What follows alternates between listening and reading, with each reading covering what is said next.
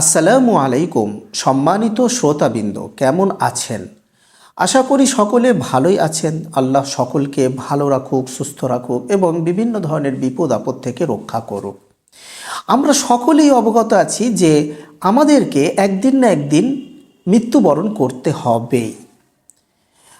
আমাদেরকে মৃত্যুর স্বাদ গ্রহণ করতেই হবে। আমাদের মধ্যে কোনো এমন মানুষ নেই যে এটাকে অস্বীকার করতে পারে। পূর্বেতে আমার দাদা, তার দাদা, তার আব্বা এবং আরও পূর্বে কত মানুষ এই পৃথিবীতে এসেছিল এবং কত মানুষ পৃথিবী ছেড়ে চলে গেছে। তাহলে আমাদের এই দেহেতে কি এমন বস্তুটি আছে যেটার জন্য আমরা এইভাবে কথা বলতে পারছি, বিভিন্ন ধরনের অ্যাক্টিভিটিগুলো করতে পারছি, চলাফেরা করতে পারছি? আমরা সকলেই জানি আমাদের দেহেতে একটা রূহ আছে, যেটাকে আমরা আত্মা বলে জানি। তাহলে ওই আত্মাটা আছে বলেই সেই জন্য আমরা এইভাবে অ্যাক্টিভিটিগুলো করতে পারছি, আমরা বেঁচে আছি।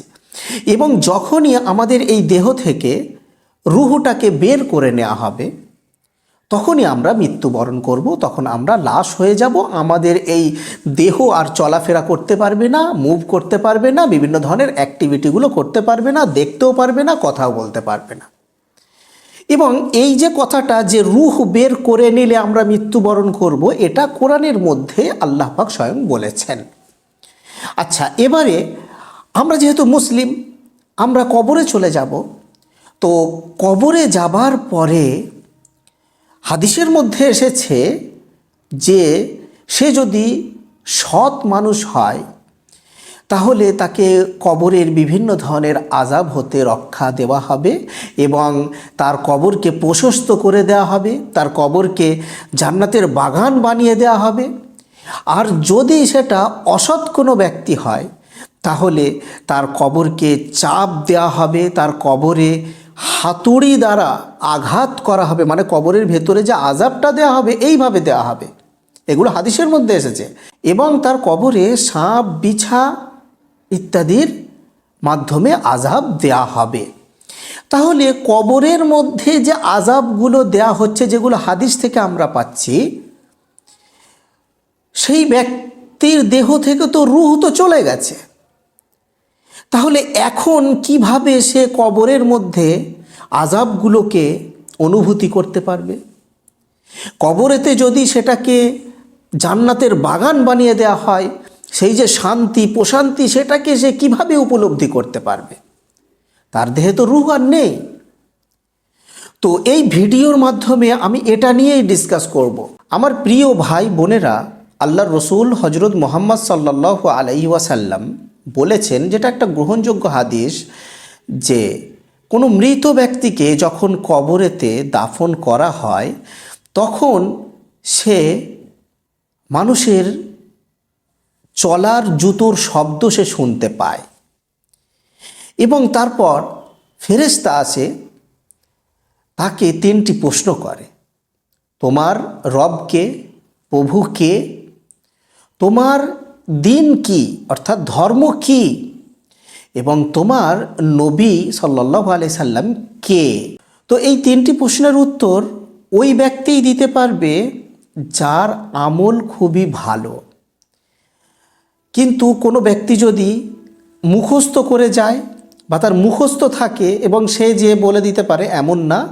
ওই প্রশ্নের উত্তর সেই দিতে সক্ষম হবে যার আমল স্ট্রং থাকবে, যে আল্লাহর খুবই নিকটবর্তী বান্দা, তার মুখ থেকেই উত্তরগুলো বার হবে। তো কাজেই হাদিসের মাধ্যমে আমরা বুঝতে পারছি যে জুতোর শব্দ শোনা এবং তাকে প্রশ্ন করা, তার উত্তর দেওয়া, তো এর মাধ্যমে বিশেষজ্ঞরা বলছেন যে আল্লাহ পাক কোনো মানুষের শরীর থেকে রূহ যখন বের করে নেন, তারপরে কবরেতে তার দেহেতে রূহ ফিরিয়ে দেওয়া হয়।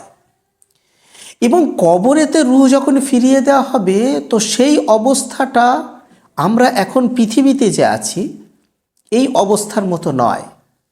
আমাদের পৃথিবীতে থাকাকালীন আমাদের দেহের অবস্থা হচ্ছে আমরা শুনতে পারছি, দেখতে পারছি, কথা বলতে পারছি এবং চলাফেরা করতে পারছি, বিভিন্ন ধরনের জিনিসকে উপলব্ধি করতে পারছি, এটা হলো আমাদের পৃথিবীর জীবন। আর ওই রুহটাকে যখন কবরেতে দেয়া হবে সেটাকে বলা হয় কবরের জীবন, বারজাখের জীবন। এবং সেই জীবনে তার মধ্যে অনুভূতি থাকবে, তার মধ্যে শাস্তি, সেটার যে কষ্ট সেটাও সে বুঝতে পারবে। তার মধ্যে জান্নাতের বাগান যখন করা হবে সেই শান্তি প্রশান্তি সেটাও সে উপলব্ধি করতে পারবে। সে ফেরেশতা যখন এসে তাকে জিজ্ঞাসা করবে সেটাও সে দেখতে পাবে, তার উত্তরও সে দিতে পারবে। কিন্তু পৃথিবীর জীবনের মতো নয়। পৃথিবীতে যে অনুভূতি থাকে ওই রকম অনুভূতি নয়। পৃথিবীতে যে শান্তি অশান্তি এগুলোকে যে আমরা উপলব্ধি করি, পৃথিবীতে যে কষ্টগুলো, পৃথিবীতে এগুলোকে যে আমরা উপলব্ধি করতে পারি, এই রকম কিন্তু কবরের জীবনে হবে না। কিন্তু হবে ওগুলো, কিন্তু আলাদা রকম হবে। সেই জন্য দেখবেন যারা কবরে শুয়ে আছে, তো কবর খোঁড়ার পরে আপনি দেখবেন ওই কবরের ভেতরে যে মৃত ব্যক্তি শুয়ে আছে সে কিন্তু মানুষের মতো কিন্তু চোখ চেয়ে নেই, মানুষের মতো তার হাত পা কিন্তু এইরকম কাজ করছে না, তাও কিন্তু তার মধ্যে ওইগুলো সব কিছু বিদ্যমান আছে। অতএব আমরা এই বিষয়টাকে ক্লিয়ারভাবে বুঝতে পারলাম যে রূহ যে বের করে নেওয়া হয় ওটা আবার ফিরিয়ে দেওয়া হয়। যাই হোক, এই বিষয়টা নিয়ে আমাকে প্রশ্ন করার পরেই আপনাদের সামনে আমি এটা তুলে ধরছি।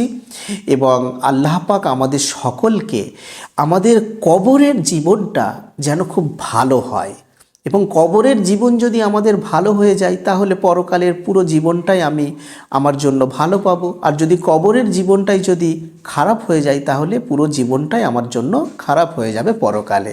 তো সেজন্য আল্লাহ পাক আমাদের সকলকে কবরের জীবনটা যেন খুব সুখময় যেন করুক, আমিন। আপনারা সকলে আমার জন্য, নিজের জন্য এবং পুরো মানব জাতির কল্যাণের জন্য কামনা করবেন। আসসালামু আলাইকুম ওয়া রাহমাতুল্লাহি ওয়া বারাকাতুহু।